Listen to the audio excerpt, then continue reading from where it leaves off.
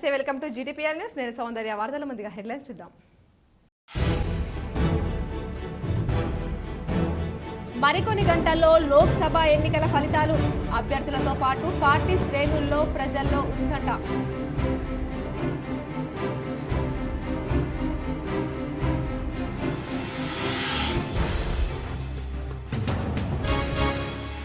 నిజామాబాద్ లోక్సభ ఓట్ల లెక్కింపునకు సర్వం సిద్ధం. డిచ్పల్లి సిఎంసి కళాశాలలో 3 అంచెల భద్రత నడుమ ఓట్ల లెక్కింపు. ఎప్పటికప్పుడు ఏర్పాట్లు, పరిస్థితిని పరీక్షిస్తున్న పరిశీలకులు. ఎలీశ్వర్, కలెక్టర్ రాజీవ్ గాంధీ హనుమంతు, సిపి కల్మేశ్వర్. తెలంగాణ రాష్ట్రాన్ని తాకిన నైరుతి రుతుపవనాలు. గతంలో కన్నా 2 వారాల ముందే రాష్ట్రంలో ప్రవేశించిన నైరుతి రుతుపవనాలు. ఈ ఏడు గతంలో కన్నా భారీ వర్షం కురిసే అవకాశం ఉందన్న వాతావరణ శాఖ.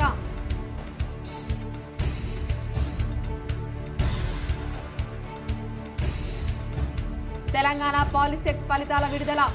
84.20% మంది విద్యార్థులు అర్హత.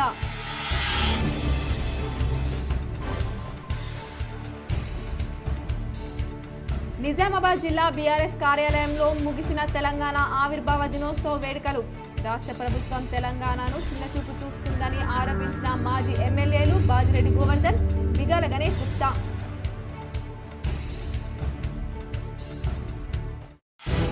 పార్లమెంట్ ఎన్నికల నిర్వహణ ఏర్పాట్లలో భాగంగా అబ్జర్వర్ల సమక్షంలో కౌంటింగ్ సిబ్బంది సెకండ్ ర్యాండమైజేషన్.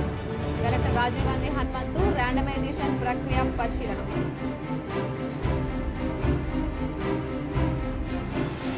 ఢిల్లీ మద్యం పాలసీ కేసులో ఎమ్మెల్సీ కవితకు జ్యుడిషియల్ కస్టడీ మరోసారి పొడిగింపు. 7 రోజుల పాటు కస్టడీ పొడిగిస్తూ ఆదేశాలు జారీ చేసిన ఢిల్లీ రౌస్ అవెన్యూ కోర్టు. రైతులు కల్లాలను నిర్మించుకోవాలి. కామారెడ్డి రూరల్ మండలంలోని పలు రైతు కల్లాలను పరిశీలించిన ఎమ్మెల్యే కాటిపల్లి వెంకట రమణారెడ్డి.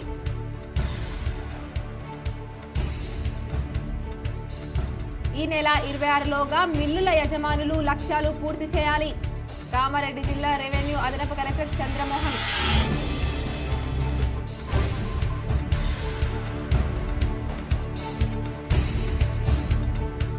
నిజామాబాద్ పౌర సరఫరాల శాఖ అధికారినిగా పద్మ, జిల్లా మేనేజర్గా జి రాజేందర్ బాధ్యతలు స్వీకరణ.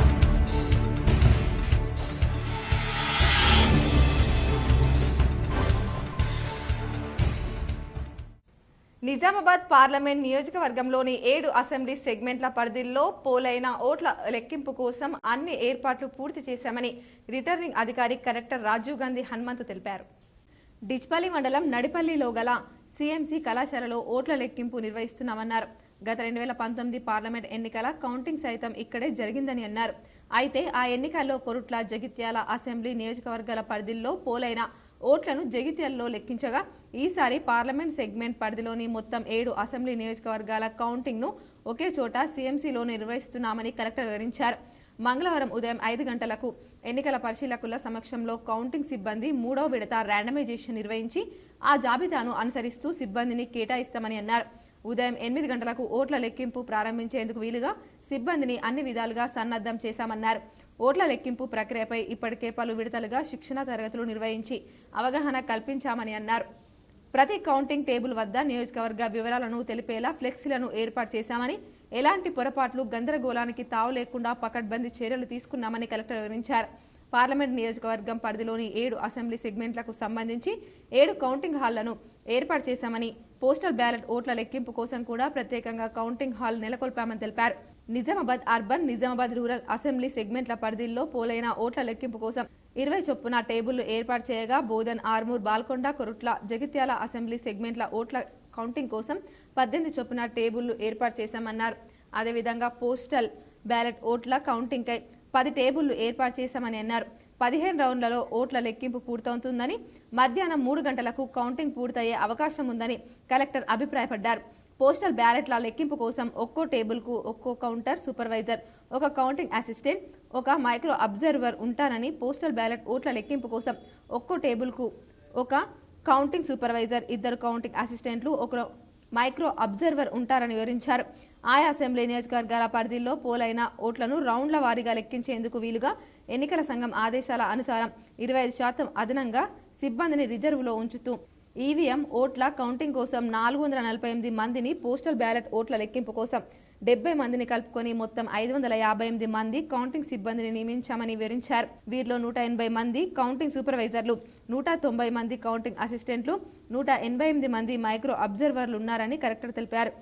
ఈవీఎంల ఓట్లను అసెంబ్లీ సెగ్మెంట్ల వారీగా ఒక్కో రౌండ్ వారీగా లెక్కిస్తూ ఫలితాలను వెల్లడిస్తామని, మొత్తం 7 అసెంబ్లీ సెగ్మెంట్ల ఓట్లను కలుపుతూ పార్లమెంట్ నియోజకవర్గం వారీగా కూడా ఫలితాలను ప్రకటిస్తామని అన్నారు. కాగా అభ్యర్థులు వారి తరపున ఏజెంట్లు ఉదయం 6 గంటలకే కౌంటింగ్ సెంటర్కు వద్దకు రావాలని కలెక్టర్ సూచించారు. తాము జారీ చేసిన ఎంట్రీ పాస్లతో పాటు ఏదైనా గుర్తింపు కార్డును వెంట తెచ్చుకోవాలని తెలిపారు. మొబైల్ ఫోన్లు, ఇతర ఎలక్ట్రానిక్ ఉపకరణాలకు అనుమతి లేదని స్పష్టం చేశారు. అలాగే కౌంటింగ్ ప్రక్రియ ప్రారంభం అయ్యాక ఏజెంట్ల మార్పునకు అవకాశం ఉండదని అన్నారు. పాస్ కలిగి ఉన్న వారినే కౌంటింగ్ సెంటర్లోనికి అనుమతించడం జరుగుతుందన్నారు. అన్ని సదుపాయాలు అందుబాటులో ఉండేలా తుది ఏర్పాట్లను పూర్తి చేశామని, సిబ్బందికి అల్పాహారం, భోజనాలను కూడా ఓట్ల లెక్కింపు కేంద్రంలో అందుబాటులో ఉండేలా చర్యలు తీసుకున్నామన్నారు. ఎలాంటి గందరగోళానికి తావు లేకుండా పక్కాగా నిబంధనలను పాటిస్తూ పూర్తి పారదర్శకంగా నిబద్ధతతో విధులు నిర్వహిస్తూ కౌంటింగ్ ప్రక్రియను సజావుగా పూర్తి చేయాలని కలెక్టర్ కౌంటింగ్కి సిబ్బందికి హితవు పలికారు. ఎలాంటి అవాంఛనీయ సంఘటనలకు తావు లేకుండా కౌంటింగ్ కేంద్రం చుట్టూ 5 కిలోమీటర్ల పరిధిలో 144 సెక్షన్ అమల్లో చేస్తూ అవసరమైన పోలీస్ బందోబస్తు ఏర్పాటు చేశామని అన్నారు. డిచ్పల్లి మెడికల్ కాలేజీలో ఓట్ల లెక్కింపునకు అధికారులు సర్వం సిద్ధం చేశారు. నిజామాబాద్ లోక్సభ సెగ్మెంట్లో మొత్తం ఓటర్లు 17,04,000 ఉండగా 12,26,000 ఓట్లు పోలయ్యాయి. మొత్తం 29 మంది అభ్యర్థులు బరిలో నిలిచారు. ప్రధాన పార్టీల నుంచి BJP Dharmapuri Arvind, Congress Jeevan Reddy, BRS Bajireddy Govardhan assembly సెగ్మెంట్ల వారీగా 13 నుంచి 15 రౌండ్లలో ఓట్ల లెక్కింపు నిర్వహించనున్నారు. 18 నుంచి 20 టేబుల్స్ అధికారులు ఏర్పాటు చేశారు.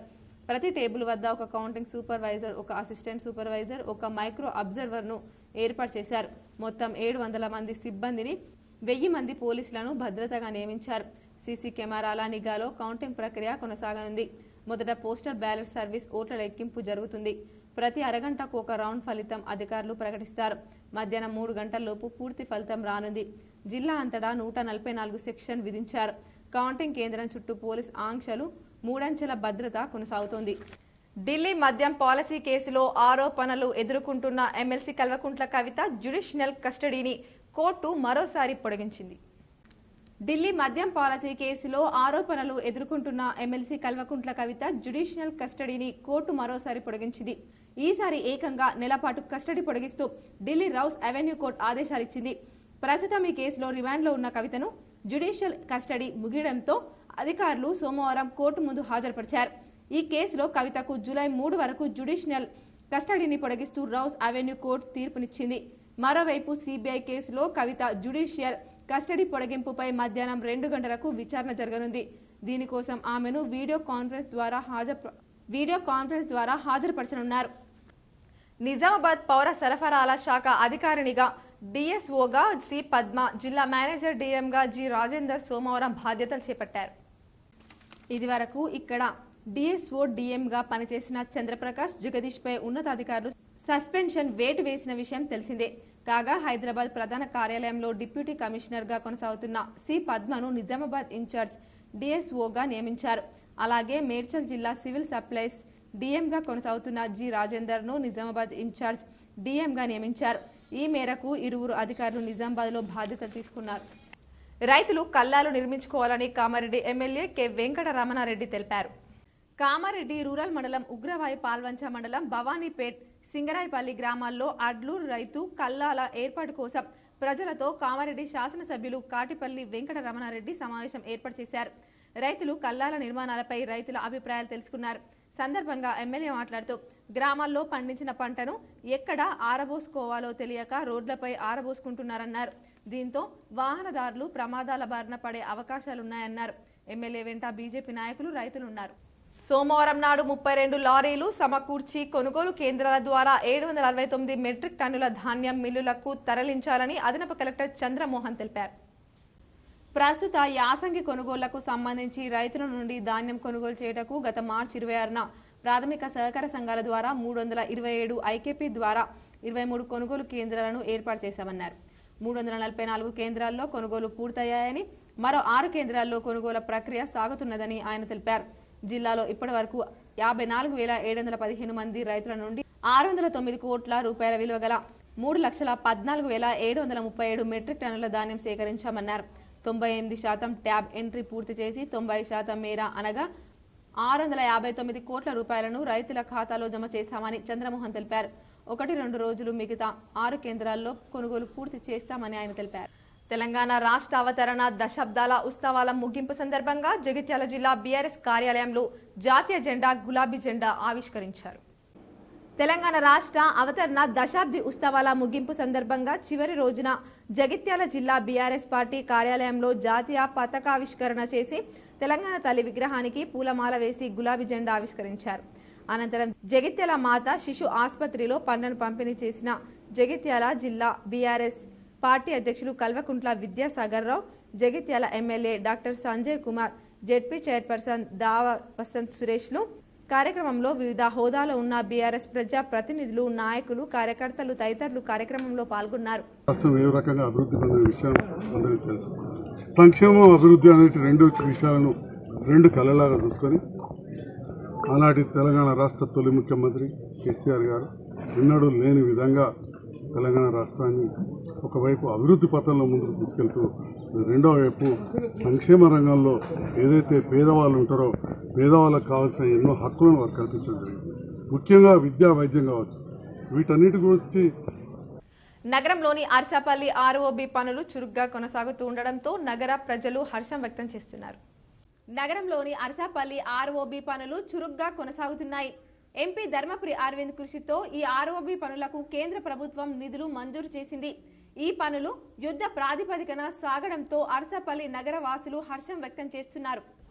జీవన్ రెడ్డి ఆయన కుటుంబ సభ్యులను అరెస్టు చేయొద్దంటూ హైకోర్టు ఆదేశాలు జారీ చేసింది. ధర్మం గెలిచింది, న్యాయం గెలిచిందంటూ సోషల్ మీడియాలో బీఆర్ఎస్ నాయకులు పోస్టులు చేశారు. నిజామాబాద్ జిల్లా ఆర్మూర్ మాజీ ఎమ్మెల్యే జీవన్ రెడ్డి ఆయన కుటుంబ సభ్యులను అరెస్టు చేయొద్దంటూ సోమవారం రాష్ట్ర హైకోర్టు ఆదేశాలిచ్చింది. ఆర్మూర్ మాజీ ఎమ్మెల్యే జీవన్ రెడ్డిపై ఆయన కుటుంబ సభ్యులపై పెట్టిన అక్రమ కేసుల్లో భాగంగా జీవన్ రెడ్డి ఆయన కుటుంబ సభ్యులను అరెస్టు చేయవద్దని హైకోర్టు ఆదేశాలు జారీ చేసింది. నేపథ్యంలో సోమవారం ఆర్మూర్ మాజీ ఎమ్మెల్యే ఆశనగారి జీవన్ రెడ్డి అనుచరులు, మద్దతుదారులు, శ్రేయోభిలాషులు ధర్మం గెలిచింది, న్యాయం గెలిచిందంటూ సోషల్ మీడియాలో పలువురు పోస్టులు చేశారు. నైరుతి రుతుపవనాలు చురుగ్గా కదులుతున్నాయి. నిన్న ఏపీలో రాయలసీమలోకి ప్రవేశించిన రుతుపవనాలు ఇవాళ తెలంగాణను తాకాయి. నాగర్ కర్నూల్, గద్వాల్, నల్గొండ మీదుగా ఈ రుతుపవనాలు రాష్ట్రంలోకి ప్రవేశించాయి. సాధారణంగా జూన్ 2వ వారంలో తెలంగాణలోకి నైరుతి రుతుపవనాలు ప్రవేశిస్తుంటాయి. కానీ ఈసారి 2 వారాల ముందుగానే రాష్ట్రంలోకి వచ్చాయి. ఈసారి సాధారణం కంటే అధిక వర్షపాతం నమోదయ్యే అవకాశం ఉందని వాతావరణ శాఖ అంచనా వేసింది. ఉపరితల ఆవర్తనం కారణంగా రాష్ట్రంలోని పలు చోట్ల నేడు వర్షాలు కురిసే అవకాశం ఉందని వాతావరణ శాఖ తెలిపింది. తేలికపాటి నుంచి మోస్తరు వర్షాలు కురుస్తాయని అంచనా వేసింది. రేపటి నుంచి 3 రోజుల పాటు దక్షిణ జిల్లాలో భారీ వర్షాలు కురుస్తాయని హెచ్చరించింది. నగరంలో శుక్ర, శనివారాల్లో కత్తిపోట్ల కలకలం రేపింది. దీంతో ప్రజలు భయాందోళనకు గురయ్యారు. ఒకటే కుటుంబ సభ్యులు కలహాలు, మరోచోట పాత కక్షల నేపథ్యంలో కత్తితో దాడి చేసిన ఘటనలు వెలుగు చూశాయి. వివరాలు ఈ విధంగా ఉన్నాయి. నగరంలోని హైమత్పురా కాలనీలో సోహెల్ అనే వ్యక్తిపై ఆయన భార్య తరపు బంధువులు కత్తితో దాడి చేశారు. ఈ దాడిలో సోహెల్తో పాటు అతడి సోదరుడికి సైతం గాయాలయ్యాయి. బాధితుల్లో ఒకరు ప్రత్యర్థులపై దాడికి పాల్పడగా ఎండి రెహమాన్ అనే మరో వ్యక్తికి గాయాలయ్యాయి. దాడుల్లో గాయపడిన వారిని ప్రభుత్వ దవాఖానాకు తరలించగా 2 కుటుంబాలకు చెందిన వారు పెద్ద సంఖ్యలో చేరుకున్నారు. దవాఖానా వద్ద ఒకరికొకరు వాగ్వాదానికి దిగడంతో 1 టౌన్ పోలీసులు చేరుకొని వారిని చెదరగొట్టారు. స్థానిక ధర్మపురి హిల్స్ ప్రాంతంలోని డైరీ ఫారం వద్ద పాత కక్షల నేపథ్యంలో అద్నాన్, సమీర్, రెహాన్ల మధ్య ఘర్షణ చోటు చేసుకుంది. ఈ క్రమంలో జరిగిన దాడిలో అద్నాన్ చేతికి గాయాలయ్యాయి. దీంతో సదరు యువకుడిని చికిత్స నిమిత్తం ప్రైవేట్ దవాఖానాకు తరలించారు. బాధితుడి ఫిర్యాదు మేరకు 6వ టౌన్ పోలీసులు కేసు నమోదు చేసుకున్నారు. ఇందల్వాయి టోల్ ప్లాజాలో నేటి నుంచి టోల్ గేట్ ఛార్జీలు పెరగనున్నట్లు ప్లాజా మేనేజర్ చలపతిరావు K6తో తెలిపారు. జాతీయ రహదారుల R&B సంస్థ తెలంగాణ రాష్ట్రంలో సార్వత్రిక ఎన్నికలు ముగిసిన వేళ వాహనదారులకు బిగ్ షాక్ తగలనుంది. దేశవ్యాప్తంగా ఆదివారం అర్ధరాత్రి నుంచి టోల్ ప్లాజా ఛార్జీలు సగటున 2.5% పెరగనున్నాయని Indalwai toll plaza manager Chalapathirao తెలిపారు. అయితే ఎంపీ ఎన్నికల సందర్భంగా ఛార్జీల పెంపు నిర్ణయం జాతీయ రహదారుల ప్రాధికారిక సంస్థ NHAI తాత్కాలికంగా వాయిదా వేసిన విషయం వాహనదారులకు తెలిసిన విషయమేనని ఏప్రిల్ 1వ తేదీన టోల్ ఛార్జీలు పెంచుతున్నట్లు NHAI ప్రకటించింది. కాగా కేంద్ర జాతీయ రహదారులు రోడ్డు రవాణా మంత్రిత్వ శాఖ ఛార్జీల పెంపు అంశాన్ని ఈసీ వద్దకు తీసుకెళ్లింది. దీంతో ఈసీ ఎన్నికల నేపథ్యంలో పెంపు నిర్ణయం వాయిదా వేయాలని NHAIను ఆదేశించింది. దీంతో కొత్త ఛార్జీల పెంపు ప్రక్రియ తాత్కాలికంగా నిలిచిపోయింది. 7వ విడత పోలింగ్ ముగియడంతో దేశంలో సార్వత్రిక ఎన్నికల పోలింగ్ ఘట్టం ముగిసింది. దీంతో నేటి నుంచి ఎన్నికల కోడ్ ముగిసింది.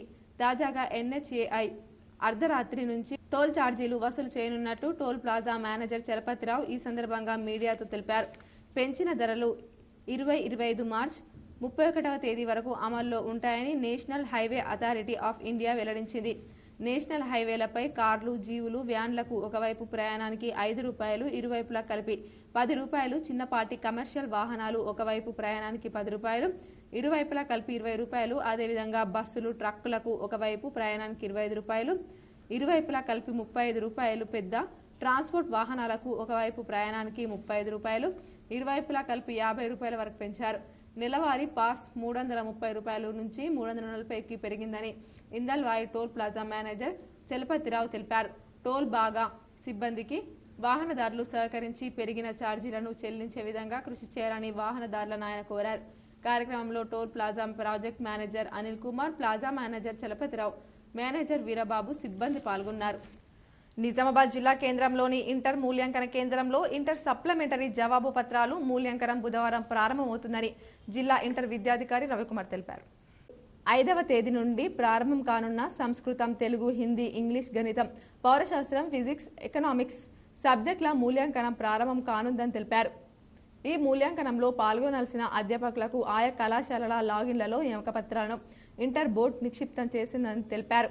జిల్లాలోని ప్రభుత్వ జూనియర్ కళాశాలలు, ప్రైవేట్ ఎయిడెడ్ జూనియర్ కళాశాలలు, సాంఘిక సంక్షేమ గురుకుల కళాశాలలు, మోడల్ స్కూల్ జూనియర్ కళాశాలల్లో,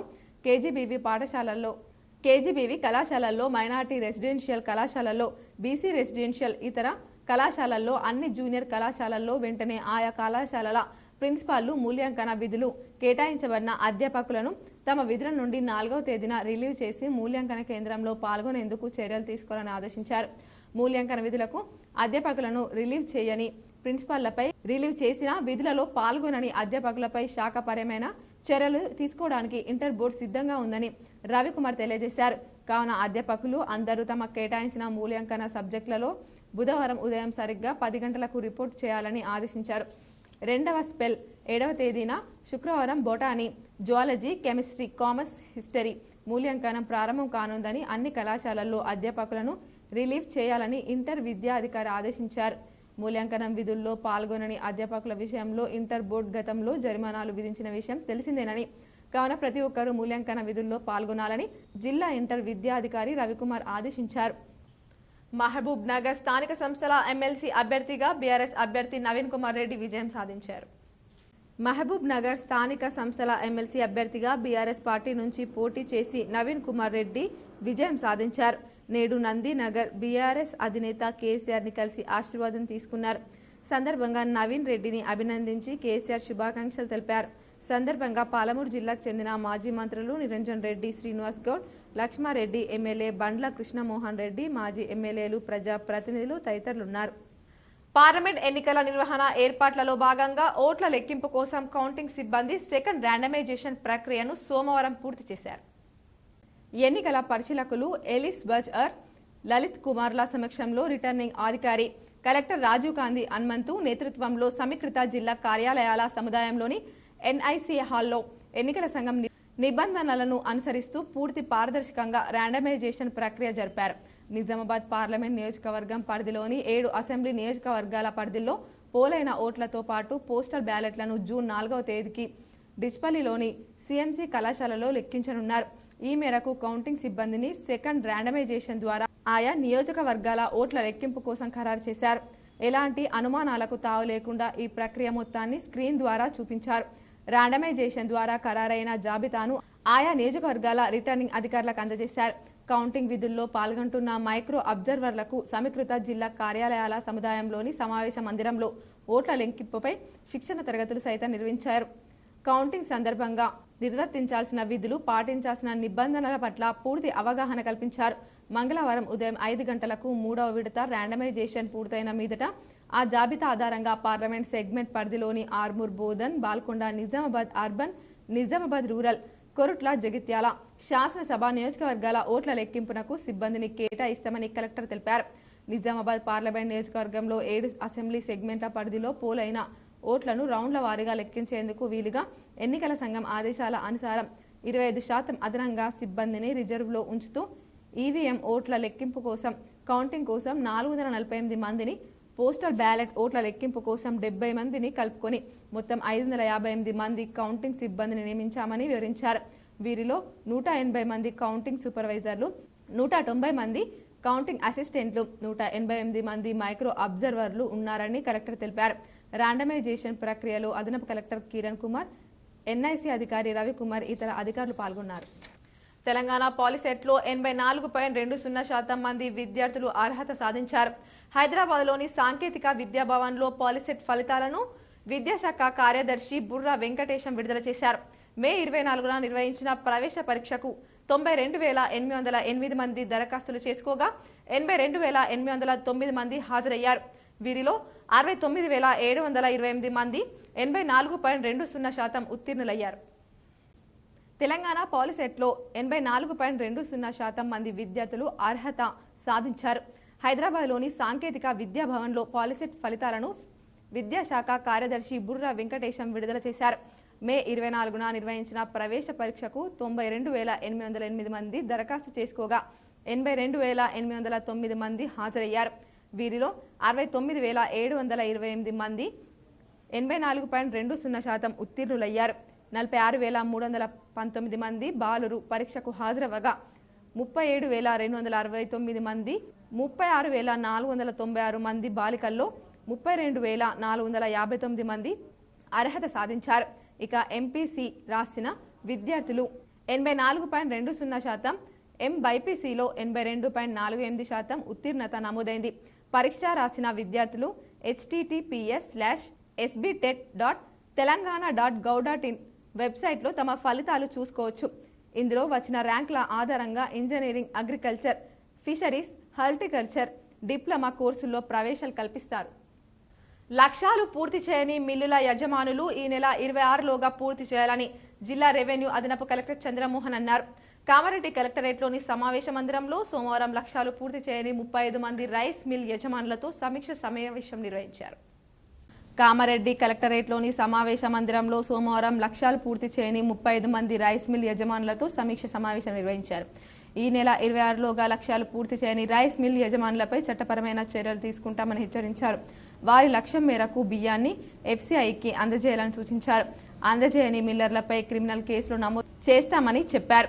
సమావేశంలో జిల్లా పౌర సరఫరాల అధికారి మల్లికార్జున్ బాబు, ఇన్ఛార్జి జిల్లా పౌర సరఫరాల manager Nityanandam, civil supply deputy తహసీల్దార్లు కృష్ణయ్య, శ్రీనివాస్ రైస్ మిల్లుల యజమానులు పాల్గొన్నారు. తెలంగాణ ఆవిర్భావ దినోత్సవం ముగింపు సందర్భంగా సోమవారం నిజామాబాద్ జిల్లా బీఆర్ఎస్ పార్టీ కార్యాలయంలో శాసనసభ్యులు గణేష్ బిగాల, బాజిరెడ్డి గోవర్ధన్ హాజరై జాతీయ పతాకాన్ని మరియు పార్టీ జెండాను ఆవిష్కరించారు. తెలంగాణ ఆవిర్భావ దినోత్సవం ముగింపు సందర్భంగా సోమవారం నిజామాబాద్ జిల్లా బీఆర్ఎస్ పార్టీ కార్యాలయంలో గణేష్ బిగాల, బాజిరెడ్డి గోవర్ధన్ హాజరై జాతీయ పతాకాన్ని, పార్టీ జెండా ఆవిష్కరించారు. ఈ సందర్భంగా వారు మాట్లాడుతూ తెలంగాణ మాజీ రాష్ట్ర ముఖ్యమంత్రి కేసీఆర్ ఆదేశాల మేరకు తెలంగాణ అవతరణ దినోత్సవ వేడుకల్లో పాల్గొనడం జరిగిందన్నారు. తెలంగాణ రాష్ట్ర ముఖ్యమంత్రి రేవంత్ రెడ్డి తెలంగాణని చిన్న చూపు చూస్తున్నారని తెలిపారు. తెలంగాణ చరిత్ర ఆనవాలు లేకుండా చేసేందుకు రాజముద్రను తయారు చేస్తున్నారని మండిపడ్డారు. ప్రపంచవ్యాప్తంగా కాకతీయుల తోరణం, చార్మినార్ను తొలగించడం తెలంగాణ ప్రజల్ని అవమానించినట్లేనని అన్నారు. ముఖ్యమంత్రి రేవంత్ రెడ్డికి రాజకీయంగా ఉన్న ప్రేమ పాలన మీద లేదని అన్నారు. ఉంటే రైతుల గురించి ఆలోచించేవాడని తెలిపారు. ఇప్పటి వరకు రైతు బంధు, భరోసా ఇవ్వకుండా రైతుల ఆత్మహత్యలకు కారణమవుతున్నారని తెలిపారు. పార్లమెంట్ ఎన్నికల్లో బీఆర్ఎస్ భారీ మెజార్టీతో గెలవనుందని తెలిపారు. కార్యక్రమంలో దండు నీతు కిరణ్, శిల్పరాజు, మాజీ నూడ చైర్మన్ ప్రభాకర్ రెడ్డి, సుజిత్ సింగ్ ఠాకూర్, సత్యప్రకాష్, ఎనుగందుల మురళి తదితరులు పాల్గొన్నారు. ఆవిర్భావ దినోత్సవాన్ని రాష్ట్రంలో ఉన్నటువంటి బీఆర్ఎస్ పార్టీ కేంద్ర కార్యాలయంలో మరి మొదటి రోజు అమరవీరులకు జ్యోతి ప్రజ్వలన గావించి ఆ తర్వాత నిన్న జరిగినటువంటి ఆవిర్భావ దినోత్సవాన్ని ఘనంగా బీఆర్ఎస్ పార్టీ రాష్ట్ర కార్యాలయంలో గౌరవనీయులు పెద్దలు కేసీఆర్ గారి యొక్క నాయకత్వంలో మరి రాష్ట్రంలో జరుగుతున్నటువంటి జరగబోయే పరిణామాలను పూర్తిగా క్లుప్తంగా వివరించి తెలంగాణ ప్రజానీకానికి మంచి సందేశాన్ని ఇచ్చారు వారు. తెలంగాణ సాధించిన తర్వాత గౌరవనీయులు కేసీఆర్ గారు సాధించిన నాయకుడిగా సాధించిన తర్వాత ఈ రాష్ట్రాన్ని దేశంలోనే అత్యున్నత స్థానంలో ఈ రాష్ట్రాన్ని నిలబెట్టినటువంటి గౌరవ ముఖ్యమంత్రిగా వారు చేసిన సేవల్ని మరి తెలంగాణ రాష్ట్ర ప్రజలు కొనియాడుతూ ఉన్నారు. మరి ఈరోజు తెలంగాణ రాష్ట్రం పరలపాలైపోయి రోజు రోజుకు మరికొన్ని గంటల్లో పార్లమెంట్ ఎన్నికల ఫలితాలు ఓట్ల లెక్కింపు ప్రక్రియ ఉండడంతో అభ్యర్థుల్లో పార్టీ శ్రేణుల్లో ప్రజల్లో తీవ్ర ఉత్కంఠ నెలకొంది. పార్లమెంట్ ఎన్నికల ఫలితాలకు కేవలం ఒక్కరోజు మాత్రమే సమయం మిగిలి ఉంది. రోజులు గడుస్తున్న కొద్దీ అభ్యర్థులతో పాటు శ్రేణుల్లో ప్రజల్లో టెన్షన్ ఎక్కువవుతోంది. గెలుపు ఎవరిదో అనే విషయంలో తీవ్ర ఉత్కంఠ నెలకొంటుంది. ఎక్కడ నలుగురు కలిసినా గెలుపోటంలపైనే చర్చ జరుగుతోంది. రేపు మంగళవారం రోజున ఉదయం నుంచి ఓట్ల లెక్కింపు ప్రక్రియ మొదలవుతుంది. మధ్యాహ్నం వరకు లెక్క తేలిపోతుంది. ప్రధానంగా నిజామాబాద్ పార్లమెంట్ పైనే రాష్ట్ర రాజకీయాల పార్టీల దృష్టి నెలకొంది. పోలింగ్ పూర్తయిన నాటి నుంచి ఉత్కంఠ నెలకొని ఉంది. పార్టీలు అభ్యర్థులు ఎవరి ధీమాల్లో వారున్నారు. మొదటి నుంచి 3 పార్టీల మధ్య పోటీ నెలకొని ఉందని ప్రచారం జరిగింది. అభ్యర్థులు ముగ్గురు రాజకీయ ఉద్దండులు కావడంతో పోటీ ఉత్కంఠంగా ఉండనుందని భావించారు. బీజేపీ నుంచి sitting MP Dharmapuri Arvind, Congress party నుంచి సీనియర్ నేత మాజీ మంత్రి జీవన్ రెడ్డి, బీఆర్ఎస్ నుంచి మాజీ ఆర్టీసీ చైర్మన్ బాజిరెడ్డి గోవర్ధన్లు పోటీ చేశారు. ముగ్గురు హోరాహోరీగా ప్రచారం నిర్వహించారు. ఒకరిపై ఒకరు తీవ్ర స్థాయిలో విమర్శలు చేసుకున్నారు. నువ్వా నేనా అన్నట్లుగా పోటీ కొనసాగింది. అన్ని అవకాశాలను అందిపుచ్చుకొని ప్రయత్నం లోపం లేకుండా పోటీ పడ్డారు. ఇక చివరి అంకం ఓట్ల లెక్కింపుతో అనేక రోజులుగా నెలకొన్న ఉత్కంఠకు తెరపడనుంది. కేవలం ఉత్కంఠకు ఒక్కరోజు మాత్రమే గడువు మిగిలింది. నిజామాబాద్ లోక్సభ స్థానాన్ని గత ఎన్నికల్లో ఎవరి అంచనాలకు అందకుండా బీజేపీ చేజిక్కించుకుంది. అప్పటి ముఖ్యమంత్రి కేసీఆర్ కుమార్తె కల్వకుంట్ల కవితను ఓడించి అరవింద్ సంచలనం సృష్టించారు. అప్పుడే రాజకీయాలకు వచ్చిన అరవింద్ సిట్టింగ్ ఎంపీ కేసీఆర్ కుమార్తె కవితపై 72,000 ఓట్లపై చిలుకు అధికంతో విజయఢంకా మోగించారు. కలిసి వచ్చిన అవకాశాన్ని అరవింద్ పక్కా సద్వినియోగం చేసుకున్నారు. కేసీఆర్ కుటుంబాన్ని టార్గెట్ చేస్తే చేసిన విమర్శలు, ఆరోపణలు, కౌంటర్లు అరవింద్కు క్రేజీ తెచ్చిపెట్టాయి. పార్టీలో బలపైన స్థానాన్ని కల్పించాయి. ఈసారి ఎన్నికల్లో కూడా ఇద్దరు హేమ నేతలను ఢీకొన్న అరవింద్ మళ్లీ గెలుస్తారని, నిజామాబాద్లో మోడీ హవా జోరుగా వీచిందని ఎగ్జిట్ పోల్స్లో దాదాపు ఎక్కువ సర్వేలు చెబుతున్నాయి. గత అసెంబ్లీ ఎన్నికల్లో కూడా నిజామాబాద్ జిల్లా ఫలితాలు ఎగ్జిట్ పోల్స్కు అనుకూలంగా రావడంతో ఇక పార్లమెంట్ కూడా ఎగ్జిట్ పోల్స్కు దగ్గరగా ఉంటుందని భావిస్తున్నారు. ఎగ్జిట్ పోల్స్ ఫలితాలపై బీజేపీ శ్రేణుల్లో ఉత్సాహం నెలకొంది. ఎగ్జిట్ పోల్స్ కాంగ్రెస్ పార్టీకి వ్యతిరేకంగా వచ్చాయి. కొన్ని సర్వే సంస్థలు మినహా సింహభాగం సర్వేలు బీజేపీకి అనుకూలంగా వచ్చాయి. పక్కనే ఉన్న జహీరాబాద్ లోక్సభ స్థానంతో పాటు ఆదిలాబాద్, కరీంనగర్ స్థానాలు కూడా బీజేపీ ఖాతాలోకి వస్తున్నట్లు సర్వేల్లో వెల్లడైంది. అయితే కాంగ్రెస్ పార్టీ నేతల్లో శ్రేణుల్లో మాత్రం గెలుపుపై ధీమా ఏమాత్రం సడలలేదు. అంతర్గతంగా మైనార్టీ మహిళల ఓట్లు కాంగ్రెస్ పార్టీకి పడ్డాయని ధీమా వ్యక్తం చేస్తున్నారు. గతంలో వచ్చిన ఎగ్జిట్ పోల్స్ చాలా వరకు ఫెయిల్ అయ్యాయని అంటున్నారు. గ్రామాల్లో రైతులు కూడా కాంగ్రెస్ వైపే ఉన్నారని, అభ్యర్థుల పరంగా జీవన్ రెడ్డికి మంచి పేరు కలిసొచ్చిందని మాట్లాడుకుంటున్నారు. బీఆర్ఎస్లో సడలింపిన గెలుపు ధీమా. అసెంబ్లీ ఎన్నికల తర్వాత బీఆర్ఎస్ డీలా పడింది. ఉమ్మడి జిల్లాలో కేవలం 2 మాత్రమే బీఆర్ఎస్ నుంచి గెలుపొందారు. 7 సిట్టింగ్ స్థానాలను కోల్పోయి ఈ పరిణామం బీఆర్ఎస్ పార్టీకి భారీ నష్టాన్ని కలిగించింది. ఎక్కువ స్థానాల్లో బీఆర్ఎస్ 3వ స్థానానికి పరిమితమైంది. దీంతో అసెంబ్లీ ఎన్నికల తర్వాత కాంగ్రెస్ బీజేపీలోకి భారీగా వలసలు మొదలయ్యాయి. ఇలా పార్లమెంట్ ఎన్నికల నాటికి బీఆర్ఎస్ ఊహించని విధంగా దెబ్బతిన్నది. బలమైన అభ్యర్థి బాజిరెడ్డి గోవర్ధన్ను బరిలో నిలిపిన ఫలితం దక్కలేదు. ఎగ్జిట్ పోల్స్ ఫలితాల్లో బీఆర్ఎస్ అసలు పోటీలోనే లేదు. సర్వే ఫలితాలకు ముందే బీఆర్ఎస్ ఓటమి దాదాపు ఖరారైంది.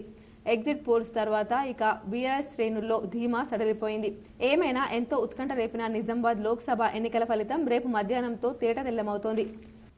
సిరికొండలో వీడీసీ ఆధ్వర్యంలో నిర్మించిన షట్టర్ రూమ్లను వీడీసీ సభ్యులు ప్రారంభించారు. సిరికొండ మండల కేంద్రంలో గ్రామాభివృద్ధి కమిటీ ఆధ్వర్యంలో నిర్మించిన 4 షట్టర్ రూమ్లను గ్రామాభివృద్ధి కమిటీ అధ్యక్షుడు బాడాల సంతోష్ ఆధ్వర్యంలో ప్రారంభించడం జరిగింది. సందర్భంగా ఆయన మాట్లాడుతూ గతంలో గ్రామానికి ఎలాంటి ఆదాయ వనరులు లేకపోవడంతో ఆదాయ వనరుల కోసం సుమారు 6,50,000 రూపాయలతో 4 షట్టర్ రూమ్లను నిర్మించడం జరిగిందని, వారం రోజుల్లో గ్రామాభివృద్ధి కమిటీ పదవి కాలం ముగుస్తుండటంతో వచ్చే గ్రామాభివృద్ధి కమిటీ సభ్యులు గ్రామాభివృద్ధి కోసం కృషి చేయాలని అన్నారు. సంవత్సర కాలం పాటు తమకు సహకరించిన వివిధ కుల సంఘాలకు మరియు గ్రామ ప్రజలకు ధన్యవాదాలు తెలిపారు. కార్యక్రమంలో గ్రామాభివృద్ధి కమిటీ అధ్యక్షుడు బాడాల సంతోష్, సుంకం శ్రీనివాస్, గోపి, రాజేందర్ గౌడ్, ఆకు గంగారాం, శ్రీధర్, మధు, గ్రామాభివృద్ధి కమిటీ సభ్యులు మరియు గ్రామ పెద్దలు పాల్గొన్నారు. గతంలో ఎన్నడూ లేని విధంగా సుమారు 6,50,000 నగదుతో సిరికొండ గ్రామంలోని 4 షట్టర్ గదులను నిర్మించడం జరిగింది. దీనంతటికీ సిరికొండ కుల సంఘాల సభ్యులు, గ్రామ ప్రజల సహకారంతో ఈ కార్యక్రమాన్ని మేము దిగ్విజయంగా విజయవంతంగా చేయడం జరిగింది. అలాగే ఇంకొక వారం అయితే మా ఏడాది కాలం పూర్తవుతుంది. మా విలేజ్ కమిటీ సంబంధించిన ఏడాది కాలం పూర్తవుతున్నందున ఇన్ని రోజుల పాటు సహకరించినటువంటి గ్రామ ప్రజలకు, కుల సంఘాల సభ్యులందరికీ ధన్యవాదాలు తెలుపుతూ హెచ్పీ గ్యాస్ కార్మికులకు ఇండియన్ గ్యాస్ కార్మికులు మద్దతు తెలిపారు. శేఖర్ గ్యాస్ ఏజెన్సీల సిలిండర్ డెలివరీ బాయ్ల సమ్మెకు ఇండియన్ గ్యాస్ ఏజెన్సీ కార్మికులు సంఘీభావం తెలియజేశారు. సందర్భంగా ఏఐటీయూసీ జిల్లా ప్రధాన కార్యదర్శి వై ఓమయ్య మాట్లాడుతూ 8 రోజులుగా కార్మికులు సమ్మె చేస్తున్న యాజమాన్యంగాని కార్మిక శాఖ అధికారులు నిమ్మకు నీరెత్తినట్లు వివరించడం సరికాదన్నారు. ఆయిల్ కంపెనీ గైడ్ లైన్స్ ప్రకారం ప్రతి సిలిండర్ డెలివరీ ఛార్జీలను చెల్లించమంటే చెల్లించకుండా నిర్లక్ష్యం వహిస్తున్న యాజమాన్యంపై చర్యలు తీసుకోవాల్సినటువంటి సివిల్ సప్లై అధికారులు, కార్మిక శాఖ అధికారులు వినతి పత్రాలు ఇచ్చినా స్పందించడం లేదంటే యజమాన్యాలకు, అధికారులకు ఏ రకమైనటువంటి సంబంధాలున్నాయో అర్థమవుతుందన్నారు. జిల్లా అదన కలెక్టర్ ఆదేశాలిచ్చినా స్పందించని అధికారులపై చర్యలు తీసుకోవాలని కోరారు. ఇప్పటికైనా స్పందించి సమస్యను పరిష్కరించని పక్షంలో ఏఐటీయూసీగా జిల్లాలోని మిగతా ఏజెన్సీల కార్మికులను కూడగట్టి ఉద్యమాలు చేస్తామని హెచ్చరించారు. కార్యక్రమంలో ఏఐటీయూసీ జిల్లా నాయకులు P Hanumanlu, gas agencies workers union అధ్యక్షులు సాయన్న, కోశాధికారి రవికుమార్, నాయకులు శివకుమార్, నయీం, గంగాధర్ ప్రసాద్, రాజు, కార్మికుల తదితరులు పాల్గొన్నారు. డెలివరీ గ్యాస్ సిలిండర్ డెలివరీ బాయ్ల సమ్మె 8వ రోజు చేరుకోవటం జరిగింది. అయినా యాజమాన్యం మొండిగా వ్యవహరిస్తూ ఉన్నది. స్పందించాల్సినటువంటి కార్మిక శాఖ అధికారులు కూడా నేటికి స్పందిస్తున్నటువంటి పరిస్థితి లేదు. కాబట్టి వెంటనే యాజమాన్యం, కార్మిక శాఖ అధికారులు స్పందించాల్సిందిగా మేము ఏఐటీసీగా కోరుతా ఉన్నాం. మరి దాదాపు 8 రోజులుగా గ్యాస్ కార్మికులు సమ్మెలో ఉంటే దర్పల్లి మండలం దుబ్బాక జిల్లా పరిషత్ హైస్కూల్ పూర్వ విద్యార్థుల ఆత్మీయ సమ్మేళన కార్యక్రమం ఘనంగా నిర్వహించారు. 1998-99 ఎస్ఎస్సి బ్యాచ్ విద్యార్థులు 25 వసంతాలు పూర్తి చేసుకుని విద్యాబుద్ధులు నేర్పిన గురువులను ఘనంగా సన్మానించారు. బాలురందరూ ఒకే రకమైన టీషర్ట్లు ధరించి అందరూ సమానమేనని చెప్పారు. దర్పల్లి మండల పరిధిలో దుబ్బాక గ్రామంలో గల జిల్లా పరిషత్ ఉన్నత పాఠశాలలో 1998-99 10వ తరగతి బ్యాచ్ విద్యార్థుల ఆత్మీయ సమ్మేళనం జరిగింది. 25 వసంతాలు పూర్తి చేసుకున్న విద్యార్థులు, అప్పుడు విద్యాబుద్ధులు నేర్పిన ఉపాధ్యాయులు, బాల్యమిత్రులు ఒకే వేదికపై చేరుకొని సంతోషంగా గడిపారు. అన్న, తమ్మి, అక్క, చెల్లి, మామ, బావ అంటూ ఆత్మీయ పలకరింపులతో చిన్ననాటి జ్ఞాపకాలను నెమరవేసుకున్నారు. సరస్వతి మాత విగ్రహానికి పూలమాలలు వేసి పూజలు నిర్వహించారు. విద్యాబుద్ధులు నేర్పిన గురువులను ఘనంగా పూలమాలలతో, శాలువాతో సన్మానించారు. ఆ తర్వాత పూర్వ విద్యార్థులు సమావేశమై గడిచిన బాల్య దశను గుర్తు చేసుకుని ఆనందంగా గడిపారు.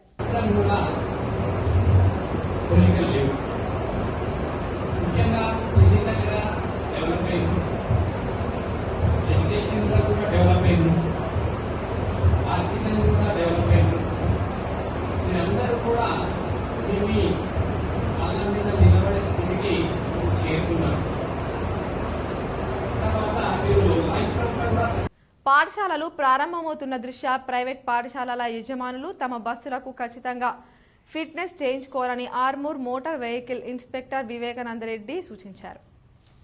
ఆర్మూర్ పట్టణంలోని ఎంవీఐ కార్యాలయంలో ఆయన మీడియాతో మాట్లాడారు. సందర్భంగా ఎంవీఐ వివేకానంద రెడ్డి మాట్లాడుతూ ప్రైవేట్ విద్యా సంస్థల యజమానులు పాఠశాలలు ప్రారంభమయ్యేలోపు తమ బస్సులను ఫిట్నెస్ చేయించుకోవాలని, బస్సులో విద్యార్థులకు ఎటువంటి ఇబ్బందులు లేకుండా చూడాలని సూచించారు.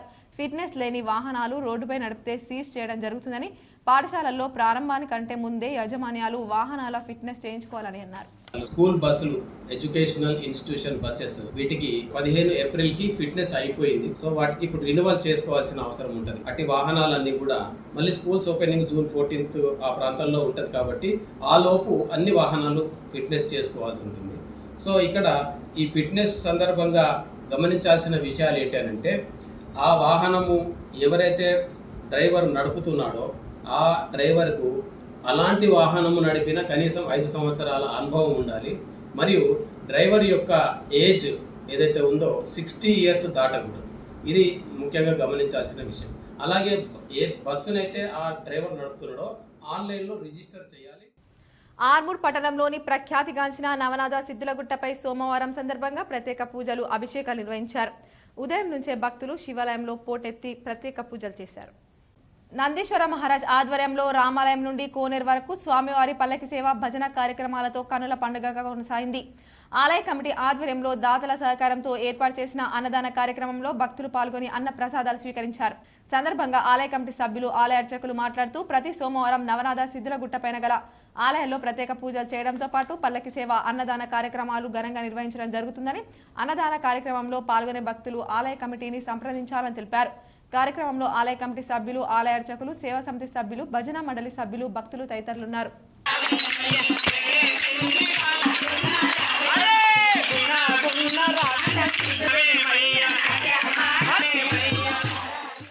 పదవ తరగతి ఉత్తీర్ణులైన విద్యార్థులను నాణ్యమైన చదువు కోసం ప్రభుత్వ జూనియర్ కళాశాలల్లో చేర్పించాలని ఆర్మూర్ ప్రభుత్వ జూనియర్ బాల బాలికల కళాశాల లెక్చరర్స్ బృందం మండలంలోని పిప్రి గ్రామంలో కాన్వర్సింగ్ నిర్వహించారు.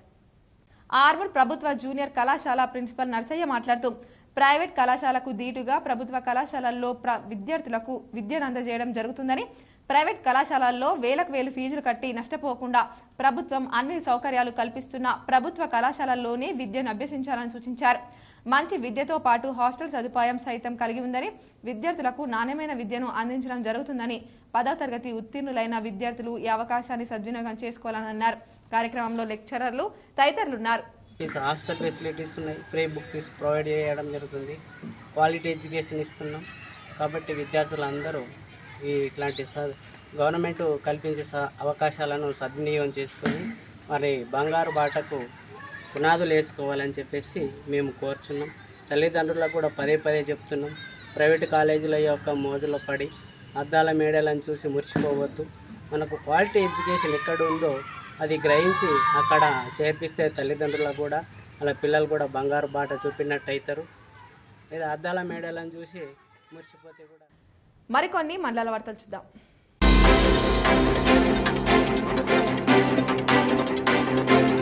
సాలూరా ప్రాథమిక సొసైటీ నుండి రైతులు వానాకాలం పంటలకు సరిపడా ఎరువులను తీసుకెళ్తున్నారు. సొసైటీ వద్దకు తండోపతండాలుగా రైతులు తరలివచ్చారు. పొటాష్, యూరియా, డిఏపి బస్తాలను కొనుగోలు చేసుకుంటున్నారు. తెలంగాణ రాష్ట్ర వ్యాప్తంగా రుతుపవనాలు వీస్తున్నాయి. దీంతో పొలాలు దుక్కి దున్నుకొని మందుల కోసం, సంచుల కోసం ఎగబడుతున్నారు.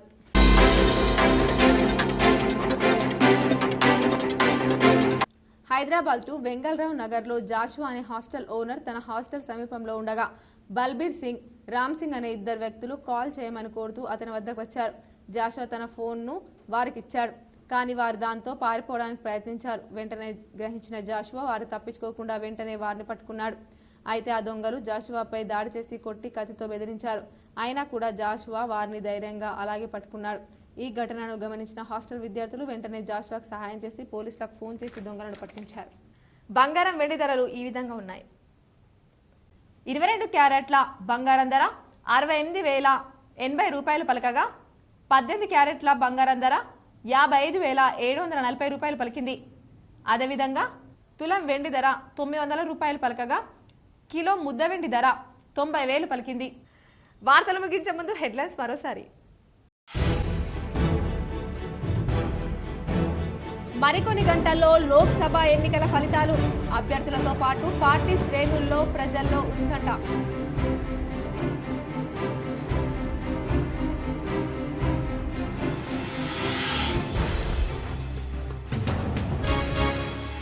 నిజాం నిజామాబాద్ లోక్సభ ఓట్ల లెక్కింపునకు సర్వం సిద్ధం. డిచ్పల్లి సిఎంసి కళాశాలలో 3 అంచెల భద్రత నడుమ ఓట్ల లెక్కింపు. ఎప్పటికప్పుడు ఏర్పాట్లు పరిస్థితిని పరీక్షిస్తున్న పరిశీలకులు. ఎలీస్ వజర్, కలెక్టర్ రాజీవ్ గాంధీ హనుమంతు, సిపి కల్మేశ్వర్. తెలంగాణ రాష్ట్రాన్ని తాకిన నైరుతి రుతుపవనాలు. గతంలో కన్నా 2 వారాల ముందే రాష్ట్రంలో ప్రవేశించిన నైరుతి రుతుపవనాలు. ఈ ఏడు గతంలో కన్నా భారీ వర్షం కురిసే అవకాశం ఉందన్న వాతావరణ శాఖ.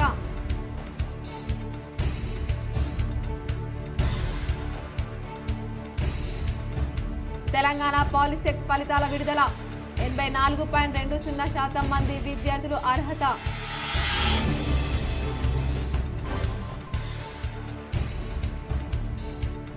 నిజామాబాద్ జిల్లా బీఆర్ఎస్ కార్యాలయంలో ముగిసిన తెలంగాణ ఆవిర్భావ దినోత్సవ వేడుకలు. రాష్ట్ర ప్రభుత్వం తెలంగాణను చిన్నచూపు చూస్తుందని ఆరోపించిన మాజీ ఎమ్మెల్యేలు బాజిరెడ్డి గోవర్ధన్, బిగాల గణేష్ గుప్తా.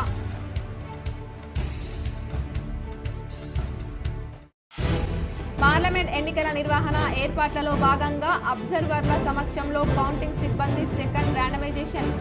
కలెక్టర్ రాజీవ్ గాంధీ హనుమంతు ర్యాండమైజేషన్ ప్రక్రియ పరిశీలన.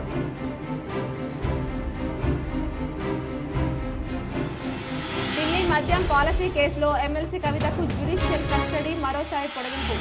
3 రోజుల పాటు కస్టడీ పొడిగిస్తూ ఆదేశాలు జారీ చేసిన ఢిల్లీ రౌస్ అవెన్యూ కోర్టు. రైతులు కల్లాలను నిర్మించుకోవాలి. కామారెడ్డి రూరల్ మండలంలోని పలు రైతు కల్లాలను పరిశీలించిన ఎమ్మెల్యే కాటిపల్లి వెంకట రమణారెడ్డి.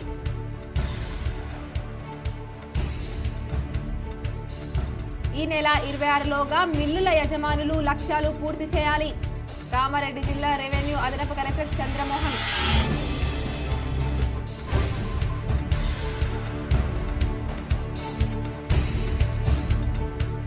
నిజామాబాద్ పౌర సరఫరాల శాఖ అధికారినిగా పద్మ, జిల్లా మేనేజర్గా జి రాజేందర్ బాధ్యతలు స్వీకరణ.